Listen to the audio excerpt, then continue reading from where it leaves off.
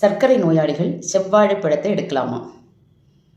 Musa அக்குமினேட்டா அப்படிங்கிற செவ்வாழை பழத்தில் அதிகப்படியான ஆன்டி ஆக்சிடென்ட் ப்ராப்பர்ட்டிஸ் இருக்குது. Vitamin K, calcium, magnesium, vitamin C, vitamin B6 இருக்குது. ஸோ இது ஒரு நல்ல பிளட் பியூரிஃபையராக ஆக்ட் பண்ணுது.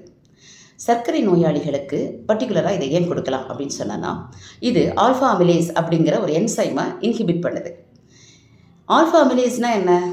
இது நாம் சாப்பிட்ற உணவில் இருக்கக்கூடிய கார்போஹைட்ரேட்ஸை சிம்பிள் சுகராக பிரேக்கப் பண்ணுது. நிறைய சர்க்கரை சத்தை குறைக்கக்கூடிய மருந்துகளில் இந்த ஆல்ஃபா அமிலேஸை குறைக்கக்கூடிய ஒரு ஆக்ஷன் இருக்கிற மருந்துகள் இருக்கும்.